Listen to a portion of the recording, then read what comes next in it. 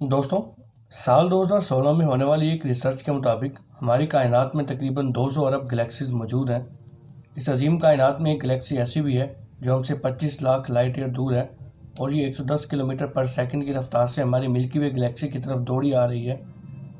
और एक अंदाजे के मुताबिक आज से 400 से 450 करोड़ सालों यानी 4 से 4.5 अरब साल बाद ये हमारी मिल्की वे गैलेक्सी से टकरा जाएगी। हमारी इस पड़ोसी गैलेक्सी का नाम है एंड्रोमेडा। इस वीडियो में हम बात करेंगे कि एंड्रोमेडा गैलेक्सी को कब डिस्कवर किया गया था, क्या ये हमारी मिल्की वे गैलेक्सी से बड़ी है, एंड्रोमेडा में कितने स्टार्स मौजूद हैं और क्या ये वाकई हमारी मिल्की वे गैलेक्सी से टकरा कर उसे तबाह कर देगी, और क्या होगा जब इन दो गैलेक्सीज के ब्लैक होल्स आपस में मिलेंगे।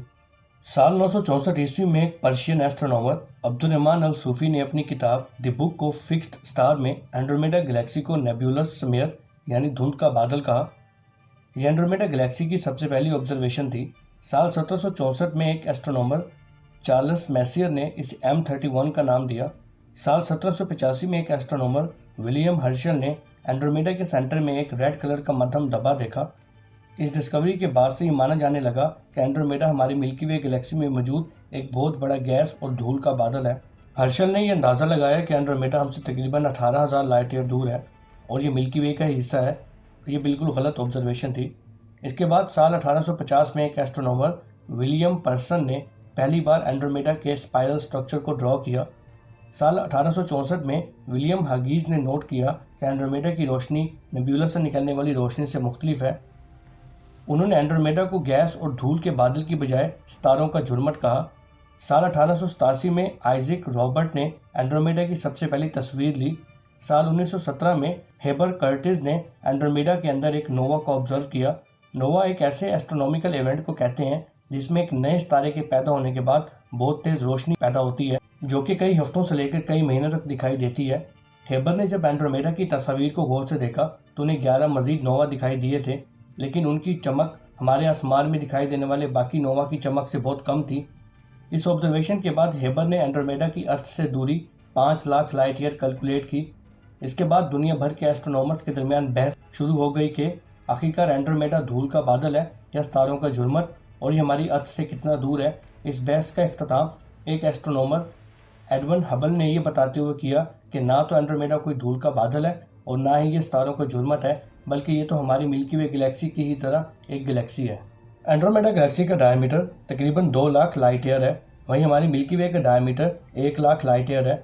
मतलब लाइट को भी मिल्की वे के एक किनारे से दूसरे किनारे तक जाने में 1 लाख साल लगेंगे। और आप ये सुनकर हैरान होंगे कि लाइट की स्पीड तकरीबन 3 लाख किलोमीटर पर सेकंड है। बड़े साइज के होने के बावजूद एंड्रोमेडा का मैस हमारी मिल्की वे गैलेक्सी के मैस के बराबर है। एंड्रोमेडा में मौजूद स्टार्स की तादाद हमारी मिल्की वे में मौजूद स्टार्स से डबल है। हमारी मिल्की वे गैलेक्सी में स्टार्स की तादाद तकरीबन 100 अरब से लेकर 200 अरब तक है।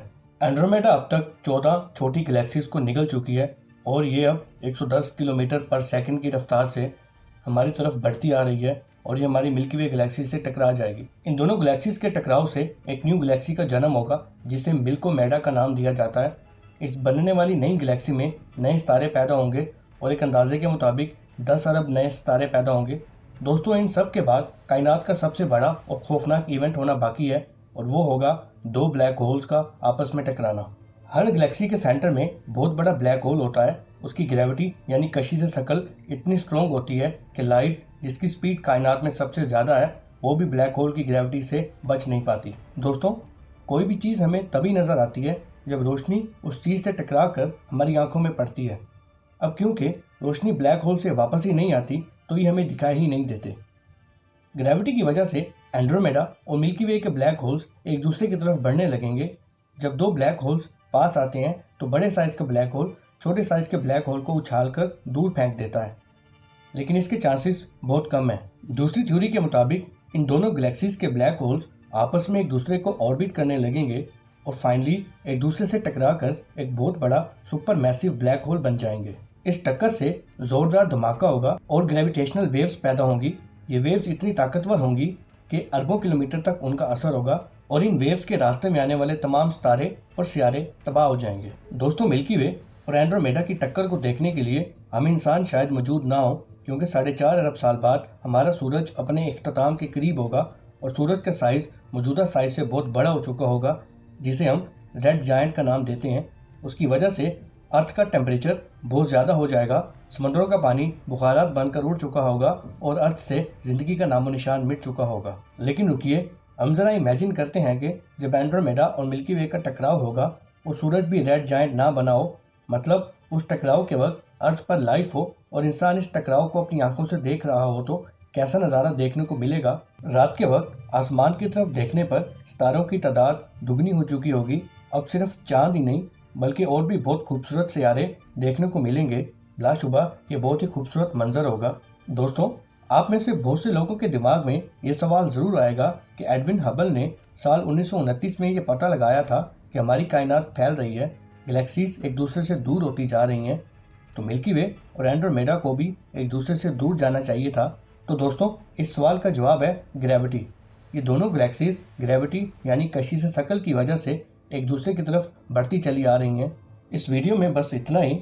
ये वीडियो पसंद आने की सूरत में इस चैनल को सब्सक्राइब कीजिए और साथ मौजूद बेल आइकॉन को प्रेस कर दें। आपसे मिलते हैं अगली वीडियो में, तब तक के लिए अल्लाह हाफिज़।